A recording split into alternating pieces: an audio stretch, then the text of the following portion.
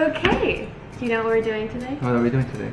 We are going to be answering questions Okay. that you guys asked us about our relationship. That'll be fun. So just to preface this, Luca has not seen any of the questions. I was reading some of them out as you guys were commenting them. I was like, oh, this one's gonna be good. But we have not discussed any of the questions. So our answers are gonna be completely in the moment. Spontaneous. Whew, let's see. This is from Julia, and she said, do you guys ever fight?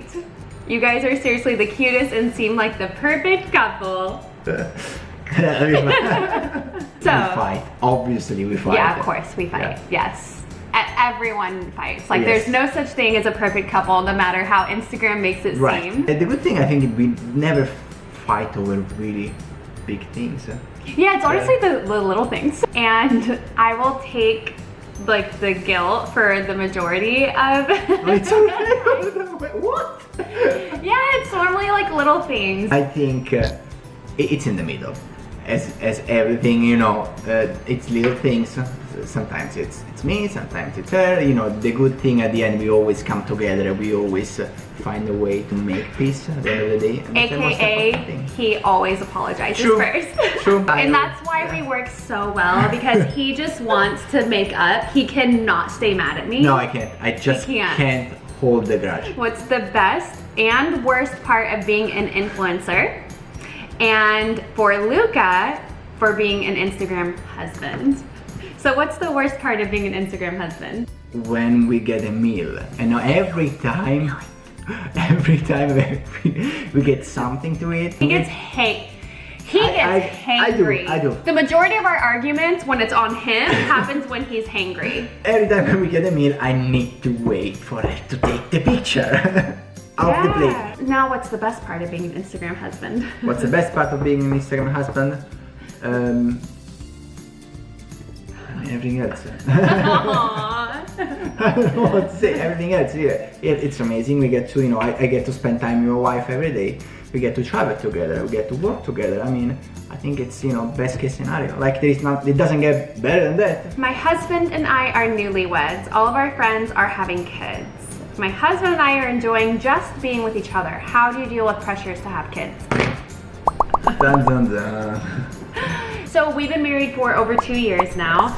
We really did not feel pressured to have kids in the beginning. No. I would say these days, yeah, the questions are trickling in. These last few trips that we've gone to Rome, I can tell his family, the first thing that they do is their eyes go to my stomach. Yeah, they were waiting, yeah. They're waiting. now, yeah. This last trip that we just went to Rome in September, his aunt just beelines over to Luca and tells him, hey, if you guys want to get pregnant, you need to go to Sirmione, the lake Sirmione, which is in North Italy, because the specific chemical composition of the water in the lake, it makes sure that you guys get pregnant right away. like out of nowhere. We weren't talking about babies at the time. Even when we first got married, we said we wanted to wait because we wanted to have that time in the memories of just being married.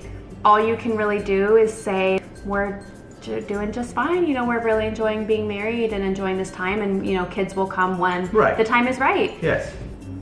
This is a good one. How has your relationship changed throughout both of your journey to get fit and also the success of your business? That's a really good question. I really like the latter part because I think for our relationship in regards to our fitness journey, I think it's only gotten stronger. We help each other a lot, and it's really keeping each other accountable. But in regards to the success of the business and just working together in general, that has been the one that I think has been a little bit more challenging because I am an optimist. I'm an optimist realist. Luca? I'm a hyper realist, that's what I am. No, he's a pessimist. I'm a hyper realist. He's a pessimist, and it drives me nuts. Actually, I think we balance each other out. It is true. We found out that, you know, the truth is always in the middle. We can always see each other's side and meet in the middle, like 98% of the time. So I do front end things, anything having to do with the community, the customers, you girls. Luca does all the back end stuff, so finance, accounting. It's definitely been a challenge just because even though we're so much alike in a lot of ways, the one area where we are really different is just in our perspectives, that I'm so optimistic and he's more Hyper-realist. pessimistic. Hyper-realist. Tell us about a stupid fight, one that you look back on and laugh.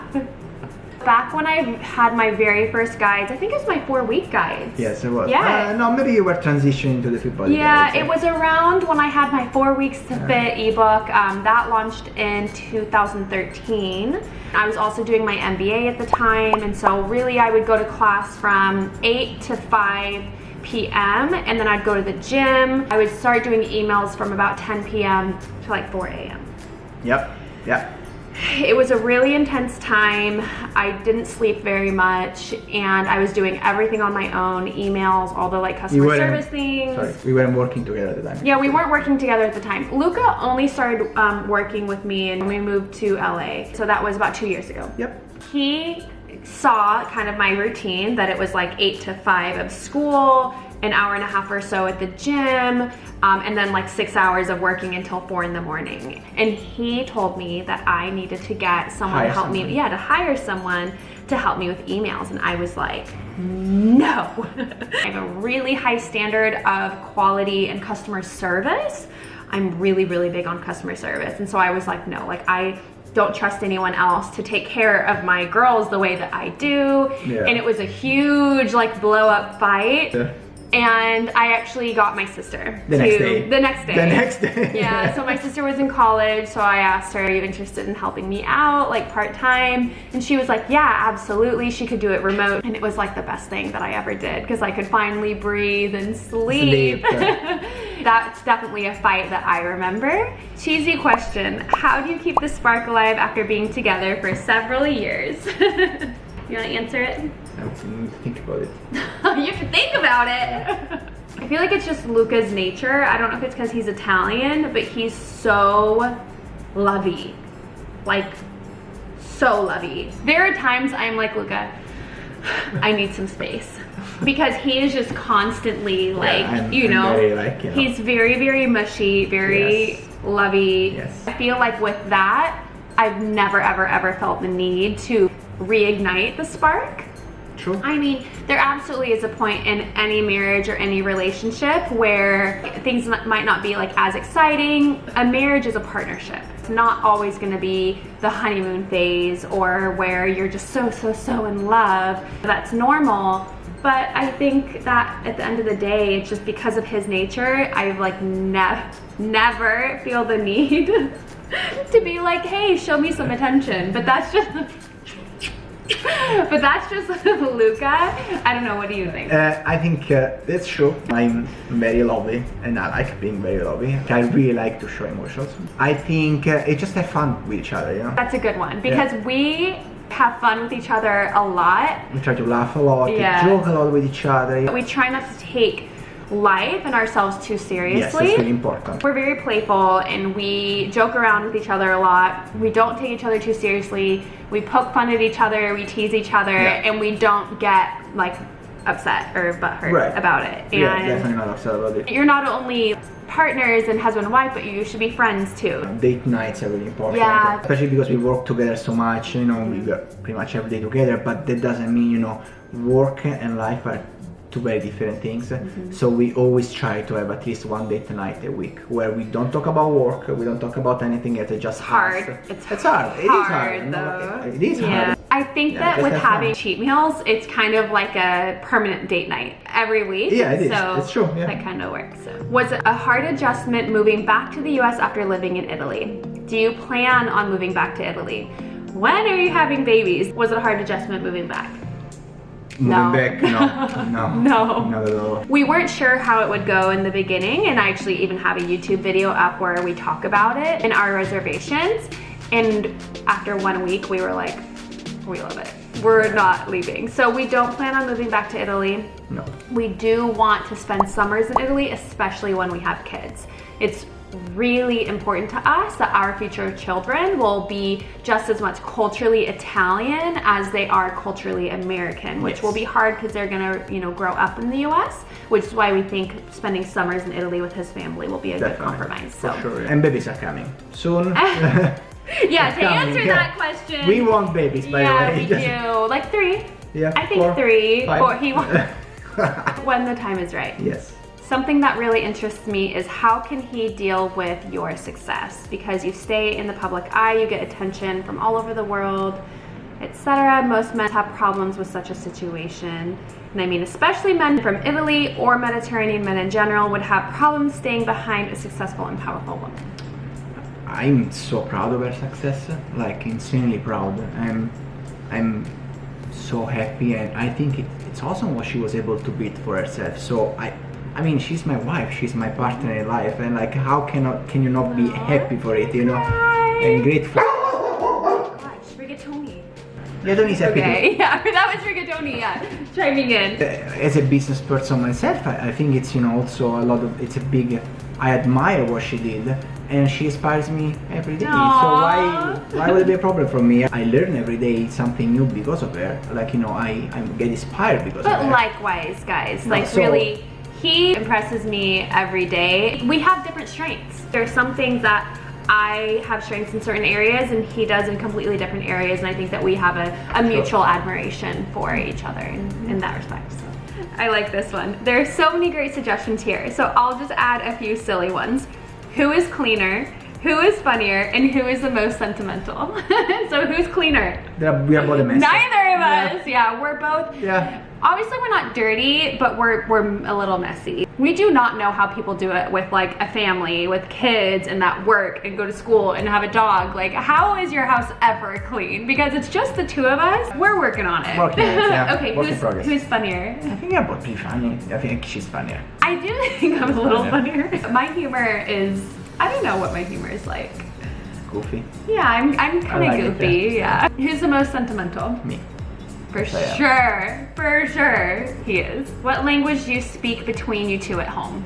English, because he will not speak to me in Italian. I try.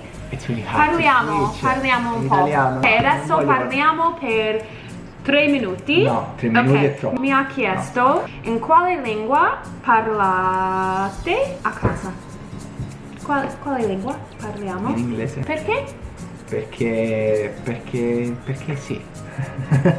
Perché ogni volta che chiedo, per esempio, che significa addirittura? Che cos'è addirittura?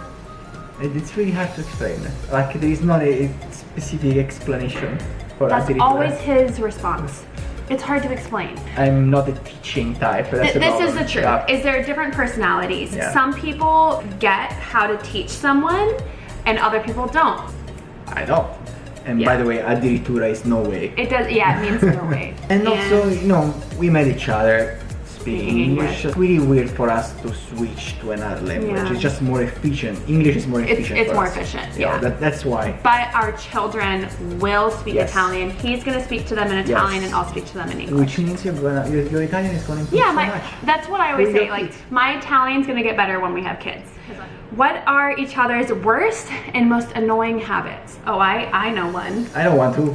Okay, his is he moves his feet together. I hate it. Like, he always moves his feet. It's like restless leg syndrome, but with his feet. And whether we're in bed or on the couch or even just like here, and he'll try to rub his feet against me, and I'm like, no. I don't have a problem with feet. I just don't like movement. When I'm laying in bed, I like to be still. He's always in bed, like moving around, and it's like a regular thing at night for me to be like, can you just stay still, please? So that's definitely my pet peeve. My pet peeve. When she gets into a room, no matter how many switches there are on the wall, she will on all the switches. It's either all the switches on or all the switches off. So there are like 6 switches on the wall. She will turn on all 6 with one movement, so the fan will turn on. Like all the lights in the room will turn on. So it's like that. That's a pet peeve of mine. He does yell at me a lot for it. Where do you see yourself in 5 years? With a family? Where we are now, with a little bit more humans and a little older. I hope that in 5 years we have 2 kids. Yeah. Right? Yeah, I can do 2. 3 apply. I could do 3. I don't mind. Like, let's pop them out. I'm fine with that. Anytime I talk babies, he gets so mushy. I'm a night owl, and you said that you were one too. My partner hates it when I get things done in the middle of the night, but I'm just so productive when everyone is sleeping. How did Luca deal with it? Or is he a night owl as well? No. You guys, probably another pet peeve, he will fall asleep mid-conversation at like 8 p.m. So it's like not even really bedtime yet. Because your voice is like a lullaby. Oh, yeah. He falls asleep so easily, so he's definitely not a night owl. I also do get really productive at night, but I have had to force myself to be more productive during the day because I feel like I was almost using my night owl syndrome as a crutch to not do things during the day. Because it was like, oh, I know I'm gonna be super productive tonight, which I would be, but for me personally, I just didn't feel like that was really conducive to a just overall productive day and schedule. And for our relationship in life, like I was really tired during the day because I was staying awake so much at night. So you actually had a hard time with it because he would always, like that time that I mentioned where I was doing my MBA and then working until 4 in the morning, he would regularly wake up at 1, 2, and 3 and yell at me, and I would get so mad. That was probably, talking about fights, that's something that we fought about a lot back then, is he would always yell at me to go to sleep, and I'd be like, no, I have to work. I'm so productive, I'm so awake. And it is something that I realized that I kind of needed to kick that habit. I think you can be just as productive from 2 to 4 a.m. than from 5 to 7 a.m. It's not easy, but it's not possible. Easy. It's possible for even for 9 hours. And now, you know, we wake up really early in the morning and we like it. For both to answer, what is the cutest small thing that the other one does that they don't know they do? And what's the most annoying? We already talked about the most annoying. So what's the cutest thing? Cute thing that you do? Okay, I can, so clearly he's having a hard time. I'm trying to Something think. that I love that he does, it's just kind of more of an expression. When he laughs, he gets, I've never told you this, he gets this really like face. And I love it. I think it's so cute, and I look at him when he does that, and I just think that he looks so happy and so cute, and I love it. He's still having a hard time. I have to think about that. I like everything, that's the problem. Everything is cute that you do. I seriously don't know. You're gonna be in trouble. I have to think about it, I'm not kidding. So what was the question again? What is a cute little thing that I do that I don't know that I do? That you don't know that you do. You're very self-aware, Amore. Alright, I think we might end this one as he can't think of a cute little thing that I do. That you don't know that you do though. Because that's a problem, because you're really self-aware. Well, okay, even if I know, I'll throw you a bone, even if I know that I do it. This! I love it. I love all the decoration that she does. Decorating. I love it so much. Once I got to a place where I felt like this is gonna be our home for a while, which is this home, I was like, you know, I wanna start decorating and be festive, and I always did Christmas trees, but never like decor around the house, so it's something that I'm working on, and I guess Luca likes it. I love it. Okay, thank you guys. I hope you enjoyed it. He's done. I keep going. I'm like, wait, one more. Rigatoni, do you want to say bye? Okay, guys, I hope you enjoyed this Q&A. I would like to do another one. I thought this was a lot of fun. So if there are any questions that you guys thought of or that we didn't get to, go ahead and drop them in the comments below. And don't forget to like and subscribe if you haven't already. And we will see you guys next time. Bye. Bye. Say bye.